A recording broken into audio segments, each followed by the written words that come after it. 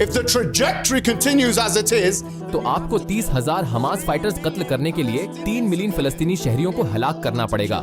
मैं आपसे कह रहा हूँ, मुझे छोटे बच्चे की तरह समझाने के बजाय मेरे दलाइल का जवाब दें। यकीन करें, मैं छोटा बच्चा नहीं हूँ। हर एक लिहाज से मैं आपसे बड़ा हूँ। बहरहाल, मेरे पास चंद मिनट बाकी हैं। मुझे कुछ कुरान पढ़ने दें, क्योंकि मैं इस लड़के से उगता गया हूँ।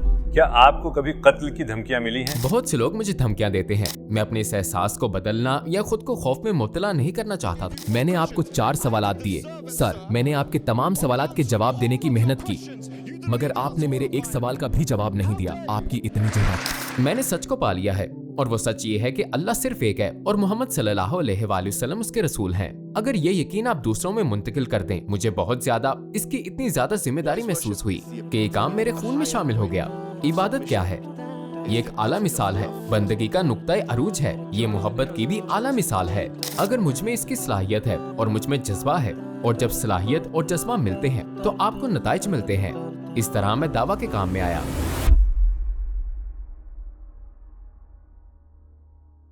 अस्सलाम वालेकुम ब्रादर मोहम्मद हिजाब, हमारी दावत कबूल करने का बहुत शुक्रिया। हम आपको अपने साथ देखकर बहुत खुश हैं। मेरा पहला सवाल ये है कि मोहम्मद हिजाब कौन हैं? क्या आप अपनी ज़िंदगी के मुताल्लिक़ हमें मुख्तसरन बता सकते हैं? अस्सलाम वालेकुम, आपसे मिलकर भी बहुत खुशी हुई। सच में ये मेरे लिए एजाज़ की बात है। आप लोग वाकई बहुत मेहमान नवाज हैं। इस खूबसूरत मुल्क तुर्की और इस शानदार शहर में मुझे दावत देने का शुक्रिया। ये वाकई मुस्लिम दुनिया का एक दिल है। तुर्किश अवाम और तुर्किश कल्चर के लिए मेरे दिल में बहुत एहतराम है। ख़ुसूसन तुर्किश मुसलमानों से मिलने वाला जज्बा मेरे लिए वाकई लाजवाब है। अपने बारे में मुख्तसरन ये कि मैं बरतानवी मिस्री हूँ, यानी मेरा बैकग्राउंड मिस्री है। मैं 1991 में वेस्ट लंदन के सेंट मैरी हॉस्पिटल में पैदा हुआ। मैं कुछ अरसा मिस्र भी रहा हूँ, मगर मेरी जिंदगी का ज्यादातर हिस्सा लंदन में गुजरा। मैं वर्किंग क्लास माहौल में कौंसल स्टेट्स वगैरह में पला बढ़ा, फिर सेकेंडरी स्कूल में दाखिल हुआ। मैंने ग्रेजुएशन मुकम्मल की और फिर ट्रायल मास्टर्स और PhD की। दर हकीकत अब मैं फुल टाइम दावा का काम कर रहा हूँ। चलें मोहम्मद हिजाब के बचपन से शुरू करते हैं। आपका बचपन कैसा गुजरा? वालिदैन और बहन भाइयों के साथ आपका ताल्लुक कैसा था? मेरा बचपन जरा गैर दिलचस्प किस्म का था। हम वर्किंग क्लास माहौल में रहते थे, कौंसल स्टेट्स में, जहां सरकारी रायत की हामिल रहाइश मिलती है, और हम घर बदलते रहते थे। इस तरह कहीं सेट नहीं हो पाते थे, क्योंकि मुझे याद है कि मैं 6 या 7 या कम से कम 5 प्राइमरी स्कूल्स में दाखिल हुआ था, क्योंकि हमारा घर तब्दील होता रहता था। एक स्टेट से दूसरी स्टेट में, लंदन के एक हिस्से से दूसरे हिस्से में जाते हुए एक आरजी रहाइश का होती थी। लिहाजा जिंदगी में थोड़ा बहुत अदम इस्तेकाम था, क्योंकि जाहिर है कि दोस्त दोबारा बनाने पड़ते थे। फिर जब नए दोस्त बन जाते तो उनसे भी बिछड़ना पड़ता, फिर नई जगह दोबारा दोस्त बनाने पड़ते थे। शायद इससे आपको नित नया माहौल और कुव्वत भी मिलती है, मगर इस लिहाज से काफी अदम इस्तेकाम का बायस भी था। और इसी दौरान मैं मिस्र गया और वहां रहते हुए भी वक्त गुजारा। मेरे वालिदैन, जाहिर है मैं अपनी वालिदा के साथ सिंगल पेरेंट घर में रहता था, लेकिन मेरा अपने वालिद के साथ भी ताल्लुक कायम रहा। जब मैं बड़ा हुआ तो मैंने ये ताल्लुक बेहतर से बेहतर बनाना शुरू किया, उन्हें एक फर्द के तौर पर पूरी तरह जाना और उनके साथ ये रिश्ता मजबूत किया। मेरी 2 बहनें हैं, दोनों मुझसे काफी बड़ी हैं, दर हकीकत 7 साल और 14 साल बड़ी। मैं सबसे छोटा हूँ और मैं उनका इकलौता भाई हूँ। मुझे अपनी परवरिश के दौरान काफी एंजाइटी का सामना रहा। मसलन जब मैं 7-8 साल का था, मुझे वो वक्त याद है। बचपन में आपको दूसरों से फौरन उनसियत हो जाती है, और जाहिर है उसी बचपन में मैंने भी देखा कि मेरी वालिदा और वालिद के दरमियान तलाक हो गई थी। मेरी उम्र उस वक्त 8 साल थी, और मुझे बहुत वाज़ेह तौर पर याद है। मुझे वो वाकया अच्छी तरह याद है। मुझे वो सारे वाकयात बहुत अच्छी तरह याद हैं। हालांकि मेरी उम्र उस वक्त 7 या 8 साल थी, मगर ऐसे वाकयात जो दर्दनाक हों, मेरे ख्याल में वो ज्यादा याद रह जाते हैं। और ये बहुत गमनाक और तकलीफदेह वाकया था, मगर चूंकि मेरी वालिदा मेरे पास थी और मेरी बड़ी बहनों ने भी मुझे बहुत सपोर्ट किया, तो मुझे हमेशा उनके साथ अपनायत का एहसास रहा। जाहिर है मेरी वालिदा ने दोबारा शादी कर ली और मेरा तारुफ फिर उनके शोहर से हुआ। फिर उनके साथ मेरा अपनायत का रिश्ता बन गया। तो हाँ, बचपन में मैंने अपनी वालिदा के शोहर के साथ अपनायत महसूस की, मगर मैं जानता था कि मेरे वालिद कौन है। मैं उन्हें जानता था, और मैंने हमेशा ये फर्क वाज़ेह रखा। मैंने कभी उन्हें अब्बू या इसी तरह के किसी अल्फाज से नहीं पुकारा। तो ये सब मेरे बचपन के हालात थे। आपकी दीनी परवरिश कैसी रही? क्या आपके वालिदैन मुसलमान थे और उन्होंने आपकी परवरिश एक मुसलमान के तौर पर की? मेरे वालिदैन दोनों मुसलमान थे, अल्हम्दुलिल्लाह। मेरी वालिदा ने मेरी परवरिश एक मुसलमान की तरह की। उन्होंने मुझे इबादत करना सिखाई, मुझे नमाज पढ़ना सिखाई और कुरान की सूरतें याद करवाईं। और मेरे खानदान वाले भी, उनमें से ज्यादातर बहुत ज्यादा मजहबी थे और वो रुतबे वाले थे, मगर वो सब बहुत ज्यादा मजहबी थे और अब भी हैं। और क्या आप दीन पर अमल करते थे? क्या आप मुकम्मल दीनी मजाज रखते थे? मेरे ख्याल में 14 से 17 साल के दरमियान मैंने पूरी तरह दीन पर अमल शुरू किया था।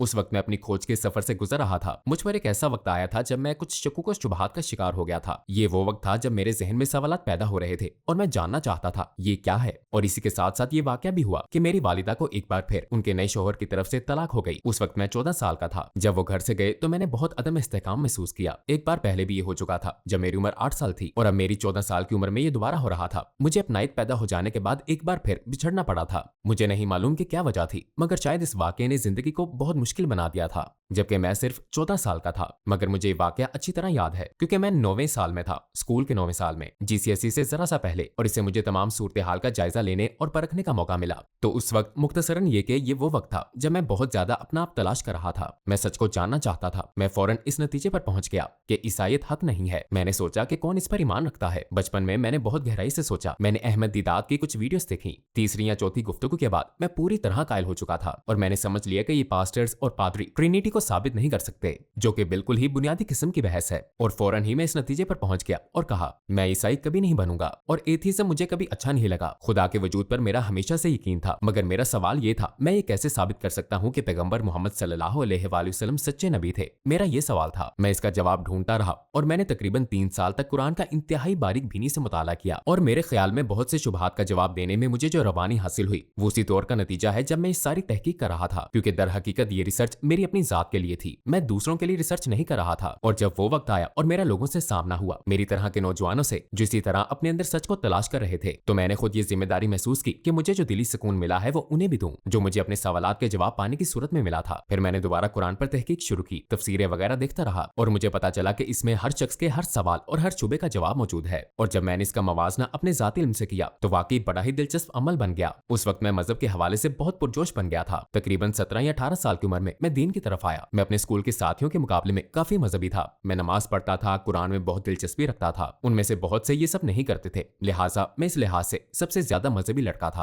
और वो स्कूल भी, सच्ची बात यह है कि सेंट्रल लंदन में वाकई बहुत रफ किस्म का स्कूल था। वहाँ काफी झगड़े वगैरह हुआ करते थे, लोगों को चोटें भी आती थी। तो मैं एक ऐसे माहौल में था। जी हाँ, मगर मैं कभी भी ग्रुप तशद्दुद वगैरह में शरीक नहीं हुआ, कभी नहीं। मगर ये सब मेरे इर्द गिर्द हो रहा था, सब मेरी आंखों के सामने होता था। आप इसका मतलब समझ रहे हैं। इन हालात में उन लोगों को मजहबी बनाने की कोशिश कर रहा था। फिर मुझे लाइसेंस मिला, मेरा ड्राइविंग लाइसेंस, जब मेरी उम्र 17 साल थी। उनमें से बहुत सौ को गाड़ी में घुमाता और कहता, सुनो मैं तुम लोगों से पेट्रोल के पैसे नहीं मांगूंगा, मगर मुझे एक किताब तुम्हें सुनाने दो, मसलन सीरत की ये किताब। मेरे पास सीरत पर एक छोटी किताब थी और इस्लाम के मौजों के बारे में भी एक छोटी किताब थी। उनमें से बहुत से लड़के मुसलमान हुए, तो मैंने बहुत छोटी उम्र से ये काम शुरू कर दिया था, क्योंकि जैसा मैंने बताया 14, 15, 16 साल की उम्र में मेरे लिए जीना भी मुश्किल हो रहा था। जब वो वक्त गुजरा और मेरे ख्याल में वो बुनियादी लम्हा था जब मैं मिस्र गया, तो वहाँ लोग नमाज पढ़ रहे थे। वो फरीद हातिम नाम के एक खास कारी थे और वहाँ एक खूबसूरत अलेक्जेंड्रिया में, जहाँ से मेरा ताल्लुक है, वहाँ रमजान में खूबसूरत तरावी हुई थी। लाखों लोग सड़कों पर नमाज पढ़ते थे। आप शायद इसे ऑनलाइन देख सकते हैं। इतने ज्यादा लोगों का मजमा हैरान कुन था। तकरीबन मक्का और मदीने के दर्जे के लोग थे। और फिर मैं वापस आया और मैंने दुआ की। ये कोई अकली एहसास नहीं था, बल्कि मैं ईमान की पुख्तगी के साथ वापस आया था, क्योंकि मुझे बहुत ज्यादा इत्मीनान महसूस हुआ था।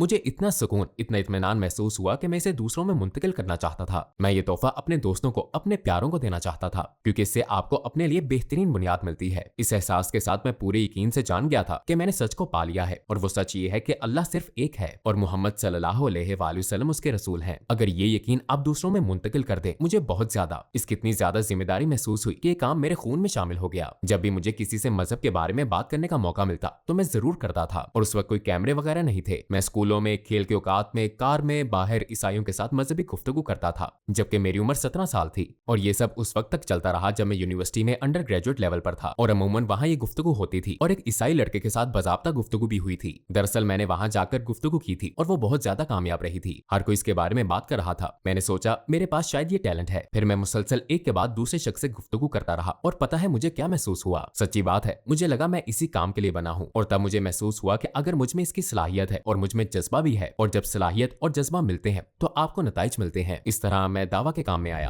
आपने बताया कि आपने 14 साल की उम्र के बाद वालिद के बगैर परवरिश पाई, और मैंने कहीं ये सुना था कि दावा आपके लिए वालिद बन गई है। जी हाँ। इसका क्या मतलब है? हाँ, जाहिर है। मेरा मतलब ये था कि जब मैं 8 साल का था तो मेरे वालिदैन में तलाक हो गई थी। फिर जब मैं 14 साल का हुआ तो सुतेले वालिद ने मेरी वालिदा को तलाक दे दी। तो अब मुझे अपने लिए बाप जैसी शफकत की तलाश थी। फिर मैंने ऑनलाइन तलाश शुरू की। तो वो वक्त जबकि मेरी उम्र 14 से 17 साल के दरमियान थी। कुछ शख्सियात जिनके बारे में बहुत सौ ने सुना होगा, जैसे जाकिर नाइक, अहमद दीदात और दूसरे लोग, मैं उन्हें देखता, उनकी बातें सुनता था और हकीकत में बहुत जल्दी समझ भी लेता था। बहुत से लोग थे तो ईमानदारी की बात है कि मैंने उन्हें सुना और लाइक करना शुरू किया। मसलन नुमान अली खान मेरे लिए एक बहुत बड़ी शख्सियत बन गए थे क्योंकि उन्होंने कुरान का तर्जुमा करना शुरू किया, जिससे मुझे समझने में मदद मिली। उस वक्त मैं इसे नहीं समझता था तो वो मेरे लिए अहम शख्सियात में से एक हैं, क्योंकि उन्होंने मुझे कुरान के बारे में उन खास चीजों से मुतारिफ करवाया जिन्हें मैं नहीं जानता था।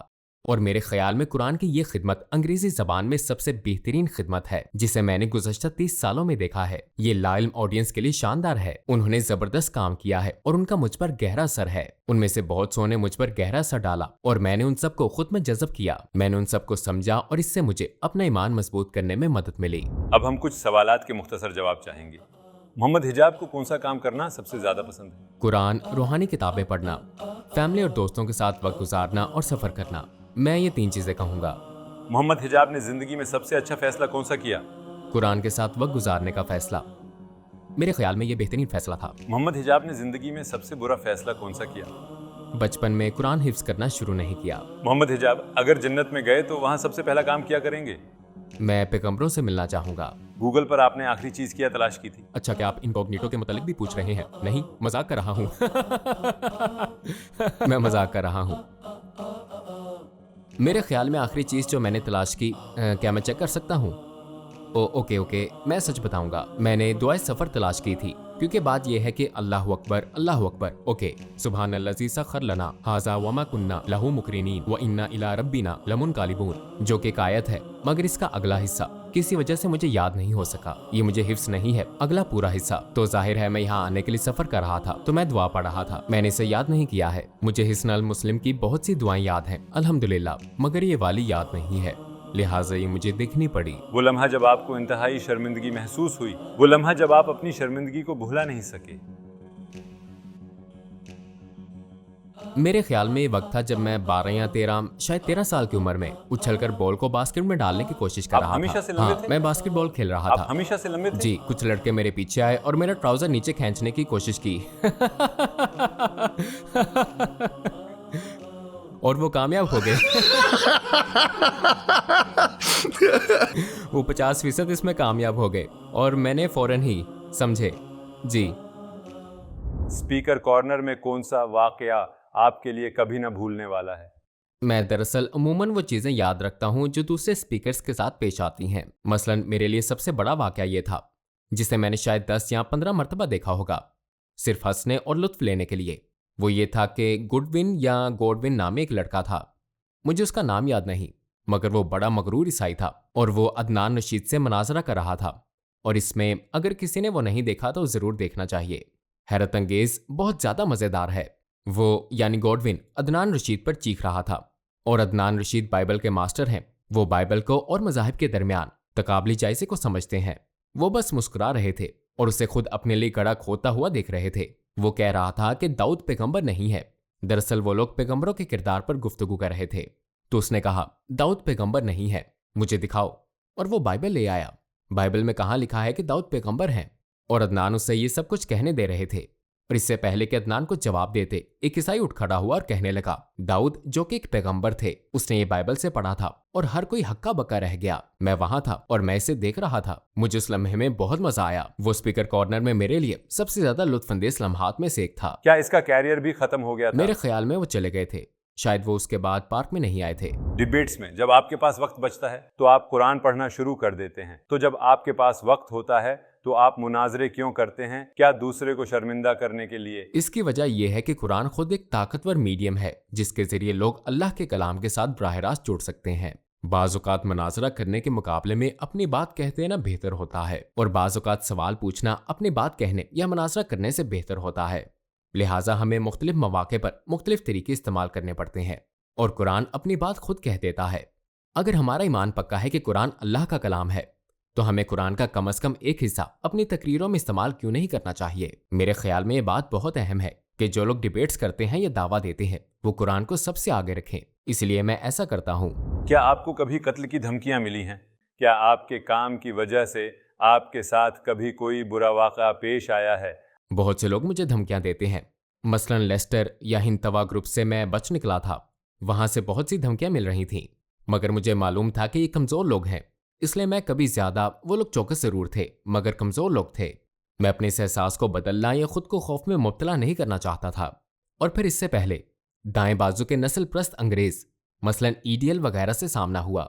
उनकी तरफ से भी बहुत सी धमकियां मिली, मगर यहां भी मेरे ख्याल में वो इंग्लैंड के दूसरे लोगों की तरह कोई मुनज़्ज़म गैंग नहीं था, लिहाजा मुझे उनसे कोई संगीन नौयत का खतरा महसूस नहीं हुआ।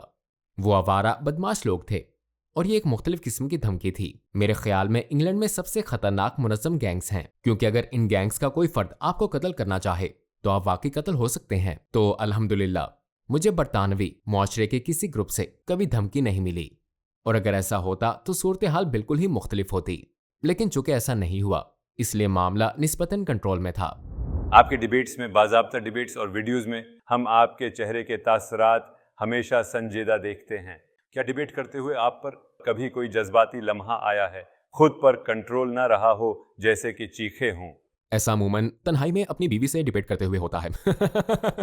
ईमानदारी की बात है, जहां आधे मिलियन लोग आपको देख रहे हों या 1 मिलियन लोग देख रहे हों, तो वहां आप अपने जज्बात पर कंट्रोल कर सकते हैं। अगरचे उस सूरत में भी कभी कभार मैं थोड़ा बहुत मुस्तरिब या गुस्सा हो जाता हूं, और अमूमन यही वो जज्बात हैं जो मैं जाहिर करता हूं। खुशी, गुस्सा, इस्तराब और इस किस्म के जज्बात चीखने चलाने जैसे वाकयात कभी नहीं हुए, मगर जैसे मैंने कहा, गुस्सा एक ऐसी चीज है जिसे कंट्रोल करने की आप भरपूर कोशिश करते हैं, और ऐसे लाखों लोगों के सामने अपने गुस्से को कंट्रोल करना ज्यादा आसान है जिन्हें आप जानते ना हो, मगर घर में अपनी बीवी के सामने कंट्रोल करना मुश्किल है जहां आपको देखने वाली कोई एक्टिव ऑडियंस नहीं होती। लिहाजा मुबाहसों के हवाले से, जो कि सबसे ज्यादा पर्सनल होते हैं, मसलन जो मुबाहसे मेरी अपनी बीवी के साथ होते हैं, तो मैं सोचता था कि इसके जरिए दावा के काम के लिए मेरी ट्रेनिंग हो रही है। मैं सोचा करता था, सुभान अल्लाह, इन्हें अपना लो। इस तरह मैं खुद को तरबियत देने और खुद को बेहतर करने की कोशिश करता था। मगर अब मैं सच्चाई जान गया हूँ, और सच्चाई इसके उल्ट है। वो ये कि दरअसल दावा का काम बीवी से गुफ्तगू के लिए एक ट्रेनिंग था, क्योंकि दावा देना ज्यादा आसान है, और जब अल्लाह के सिवा कोई ना देख रहा हो तो खुद पर कंट्रोल करना मुश्किल होता है। और जाहिर है घर में आपको उस फर्ज से डील करना पड़ता है जिसे डील करना अमूमन ज्यादा मुश्किल होता है। तब आप क्या करेंगे? क्या खूब गुस्सा निकालेंगे? क्या आप चीखेंगे, बुरा भला कहेंगे? क्या आप अपनी बीवी पर हाथ उठाएंगे? इस सूरत हाल में आप क्या करेंगे? तो मुझे एहसास हुआ कि खुद पर काबू पाने का या तहम्मुल, बर्दाश्त का नुक्ता अरूज या बुलंदी उस वक्त हासिल होती है जब आप लोगों के सामने नहीं बल्कि प्राइवेट जगहों पर हों। वहीं असल इम्तिहान होता है और वहीं असल जंग होती है। जब मैंने साउथ अफ्रीका में आपका डिबेट देखा था तो सामने मौजूद शख्स ने कुछ कहा था और हामजा जोर्जिस ने आपका कंधा पकड़ा था ताकि आपका गुस्सा ठंडा हो जाए। अगर वो ऐसा ना करते तो क्या आप उस शख्स पर हमला कर देते? मुझे नहीं पता मैंने ऐसा क्यों किया, मतलब नहीं, मैं ऐसा नहीं करता। मुझे लगता है कि आप बस हैरत में, शक में आ गए थे। शायद इसने इतनी ऊंची हरकत की थी कि आप सोचने लगे, ये ऐसा कैसे कह सकता है, और मुझे लगा वो ये चाहता था, वो मुझे चुप करवाना चाह रहा था, जबकि कुछ देर पहले मुझसे कह रहा था कि मैं उससे बात करने नहीं दे रहा, उससे सवालात पूछ रहा हूँ और मुदाखलत कर रहा हूँ। और मैं सोच रहा था कि अभी तुमने और तुम्हारे दोस्तों ने इसी चीज पर एक तकरीर की थी और अब तुम ही मुझे चुप करवा रहे हो। तो मैं हैरत ज़दा था, क्योंकि मैंने तकरीबन 10 सेकंड से बात की थी और उसने मुझे चुप करवा दिया था। मैं तो उसे इल्मी हवालों से वजाहत कर रहा था और मैंने जवाब सोच रखा था। मैंने सोचा कि शायद ये शख्स हदायत चाहता हो, शायद ये इस्लामी लिहाज से जवाब सुनना चाहता हो। उसका इस तरह से मुझे चुप करवाना मुझे दरअसल बहुत बदइखलाकी लगी। मैं बहुत पुरजोश आदमी हूँ, मेरे लिए जज्बात छुपाना बहुत मुश्किल होता है। मैं जज्बात को छुपाने वाला शख्स नहीं हूँ। कुरान के मुताबिक जब अल्लाह ने मूसा अलैहिस्सलाम को फिरौन के पास भेजा तो उन्हें नरमी से बात करने को कहा था, मगर दूसरी तरफ आप बाज औकात डिबेट करते हुए बहुत सख्त लहजे में बात करते हैं। क्या आपका मुखालिफ फिरौन से भी बदतर होता है इसलिए आप ऐसा करते हैं? क्या इससे ये इम्कान नहीं होता आप दूसरे शख्स की इज्जत नफ्स घटाकर उसे इस्लाम से दूर कर रहे हैं? क्या आप अपनी इस जिम्मेदारी से खौफजदा नहीं हैं? बहुत से लोग ये आयत इस्तेमाल करते हैं, फ़क़ूल लहू कौलन लय्यिनन लअल्लहु, यानी दावा के काम में अक्सर इस आयत का हवाला दिया जाता है। दोनों मूसा और हारून जाकर उनसे नरमी से बात करना, शायद वो या तज़क्कर औ यख्शा, नसीहत कबूल करे या अल्लाह से डर जाए। अब हमें ये बात याद रखनी चाहिए कि ये शुरुआत थी। मूसा अलैहिस्सलाम को नबूवत दिए जाने के फौरन बाद फिरौन के पास जाने का कहा गया था। ये मूसा अलैहिस्सलाम का उसके साथ मुसलसल अंदाज़े गुफ्तगू नहीं था, बल्कि अगर आप पूरे कुरान का जायजा लें तो मूसा अलैहिस्सलाम ने फिरौन को डराया धमकाया भी है। हालांकि वो मजलूम और महकूम कौम के फर्द थे थे, फिर भी उनका अंदाज उसके लिए तंजिया था। मसलन उन्होंने कहा, और वो एहसान जो तुम मुझ पर रख रहे हो उसकी हकीकत ये है कि तुमने सारे बनु इसराइल को गुलाम बना रखा है। तो उनका लहजा तंजिया था। वो उसके साथ बहस करते थे, उससे सवालात पूछते थे। उसको इस हद तक दबा दिया था कि उन्होंने बिला तकल्लुफ जादूगरों को भी चैलेंज कर दिया था। और फिर वो आए और पूरा अवामी मजमा इकट्ठा हुआ, फिर चैलेंज किया और वो तमाम वाकया हुआ। यानी वो जैसे जैसे अपने तकब्बुर में और अल्लाह की निशानी को जुटलाने में बढ़ता गया, वैसे वैसे मूसा अलैहिस्सलाम भी सख्त होते गए। तो मूसा और हारून अलैहिस्सलाम की केस स्टडी ये है। लेकिन अगर आप कुरान में हजरत मोहम्मद सल्लल्लाहु अलैहि वसल्लम से मुतल्लिक आयात भी देखें तो आप वहां भी कुरान से ये आयत नहीं निकाल सकते कि आपको काफिरों से लड़ना होगा।